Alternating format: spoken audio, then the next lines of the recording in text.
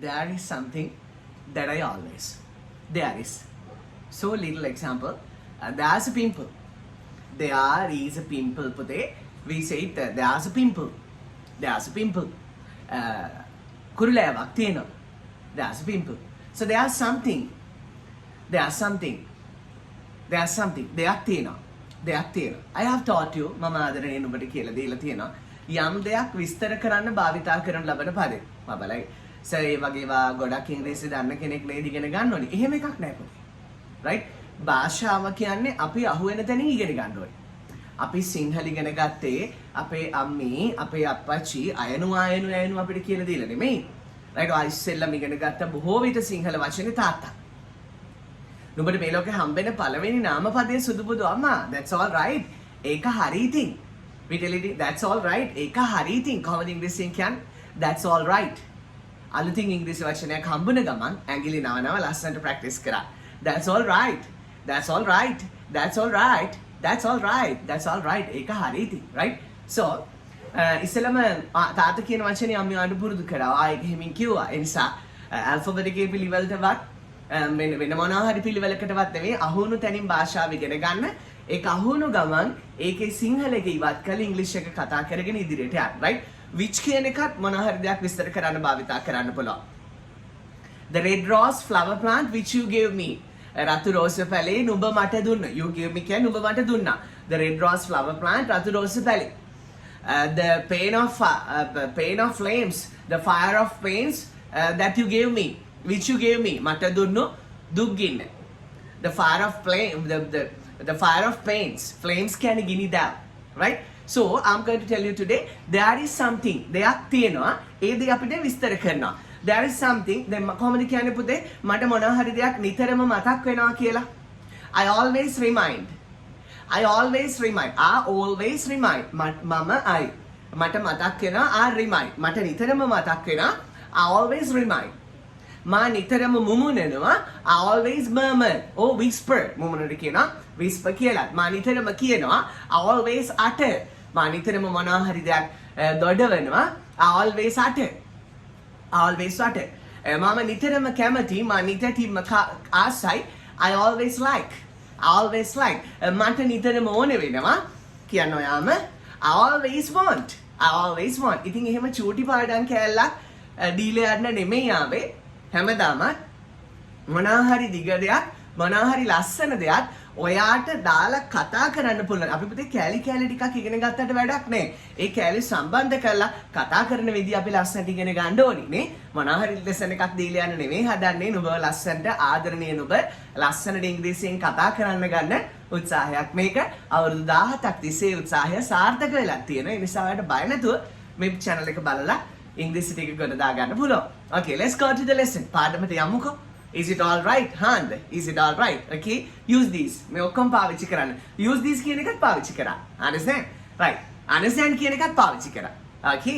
Okay කියන එකත් පාවිච්චි කරා. Right. අනේ මන්ද. I don't know why. ඒකත් පාවිච්චි කරා. Right. There is something. දෙයක් තියෙනවා. There's something. I always like. මං හැම වෙලේම මාස මේක සම්බන්ධ කරන්නේ කොහමද? There is something that I always like. මං හැම වෙලේම ආස කරන දෙයක් තියෙනවා. There is something that I always like. That's affection. ඒ තමයි සෙනෙහස. There is something that I always want. There is something that I always want. මට හැම වෙලේම ඕන දෙයක් තියෙනවා. That's intimacy. That's intimacy. That's my intimate family and that's my intimate students and my intimate kith and kin.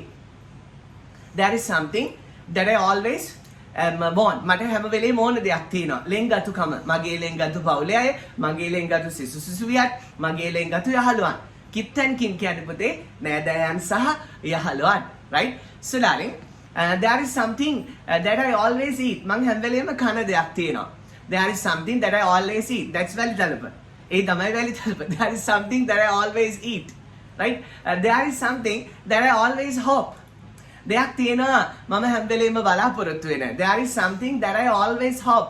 දෙයක් තියෙනවා මම හැම වෙලේම බලාපොරොත්තු වෙන. That's love. ඒ තමයි ආදරය. ඒ තමයි ආදරය. There is something that I always see. දෙයක් තියෙනවා මම හැම වෙලේම දකින. That's your sweet face. ඒ තමයි නුඹගේ සුන්දර මුහුණ. There is something that I always teach. දෙයක් තියෙනවා මං හැම වෙලේම උගන්වන. ඒ තමයි ඉංග්‍රීසි. There is something that I always teach. ඒ තමයි ඉංග්‍රීසි. දෙයක් තියෙනවා මම හැම වෙලේම උගන්වන. ඒ තමයි ඉංග්‍රීසි. There is something that I always give. දෙයක් තියෙනවා මම හැම වෙලේම දෙන. දෙයක් තියෙනවා මම හැම වෙලේම දෙන. There is something that I always give. That's somebody can say that's money. ඒ තමයි සල්ලි. Right? Those are gifts. ඒ තමයි තෑගි. Those are that's කියලා කිව්වොත් පුතේ ඒක සිංගුල. That's your smile. Those are their smiles. ඒ තමයි ඔවුන්ගේ සිනහමන්. There is something that I always wear. That's black. මම නිතර අඳින පාටක් තියෙන දෙයක් තියෙනවා. ඒ තමයි කළු පාට. There is something that I always wear. There is something that I always watch. That's CJ's YouTube channel. You can't kill it, right? There is something that I always listen. මම හැම වෙලේම අහුම්කන් දෙන දෙයක් තියෙනවා. Those are sermons. ඒ තමයි ධර්ම දේශනා කියලා කෙනෙකුට ලස්සන උත්තරයක් දෙන්න පුළුවන්.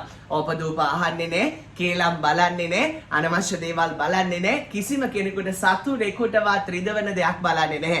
There is something which hurt even an enemy. There is something which hurts even an enemy. සතුරෙකුටවත් රිදවන දෙයක් බලන්නේ නැහැ. සිත නිවා ගන්න to cool the mind, to make up the mind. There is something that I always listen කියලා පින්වන්තන ඔබට කියන්න පුළුවන්. මා නිතරම අහන දෙයක් තියෙනවා, right? That may be the sermons of the or teaching of God, right? ධර්ම දේශනාවන් හෝ Lord Buddha's teaching ශ්‍රී සද්ධර්මය හෝ teaching of God දෙවි හාමුදුරුවන් දේශනා කරන ලද මාර්ගය, right? හිතන්නේ හැම වෙලේම මගේ ආදරණීයනි, think always that we have got ears to listen the sermons. අපිට කන් ලැබිලා තියෙන්නේ සත්‍ය අහන්නයි. We have got eyes to see the reality. අපට ඇස් ලැබී ඇත්තේ යථාර්ථය අවබෝධ කරගන්නයි. යථාර්ථය අවබෝධ කර ගැනීම යනු realizing reality means not understanding the people, not understanding the nation, not understanding the government. යථාර්ථය දකිනවා කියන්නේ ආණ්ඩුවේ යථාර්ථයවත් නායකයාගේ යථාර්ථයවත් යාළුවාගේ යථාර්ථයවත් නෙමෙයි, right? යථාර්ථය දකිනවා කියන්නේ නුඹව අවබෝධ කර ගැනීමට නුඹව දකින්න, නුඹේ දැසින් නුඹව දකින්න, right? So I always believe that we have got a mouth to express the wonderful things. අපිට මුවගක් ලැබිලා තියෙන්නේ අනිත් අයට ආදරේ, සෙනෙහස සහ ජීවිතයට වටින දෙයක් එකතු කරන්න කියලා මම හැම වෙලේම විශ්වාස කරනවා. නාසයක් ලැබිලා තියෙන්නේ සුවඳ විඳින්න තමයි. සුවඳ ආස්සේ ඔබටත් මටත් දැනෙනවා නේද ගඳ? We feel bad smells, right? We feel bad smells, but we want the smells. අපිට අවශ්‍ය සුවඳ. නමුත් අපිට ගඳක් එනවා. එතකොට ගඳ එනකොට අපි කරගන්නවා, හොචුත් මනිනවා. කරගන්නවා. understand?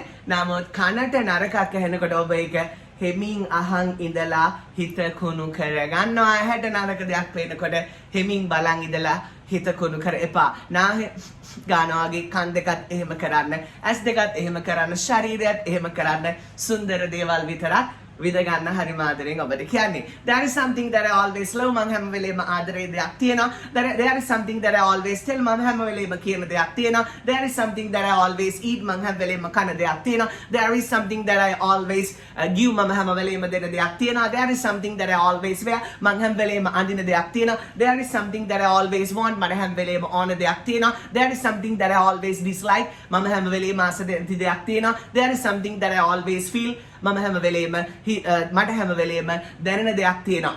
There is something that I always hope. මං හැම වෙලේම බලාපොරොත්තු වෙන දෙයක් තියෙනවා. There is something that I always watch. මං හැම වෙලේම බලන දෙයක් තියෙනවා. ඒ වේගෙන් ලස්සනට ඉක්මනට ඉංග්‍රීසියෙන් කතා කරමු. God bless you all. God bless you all. සම්මා සම්බුදු සරණයි. Good luck all of you.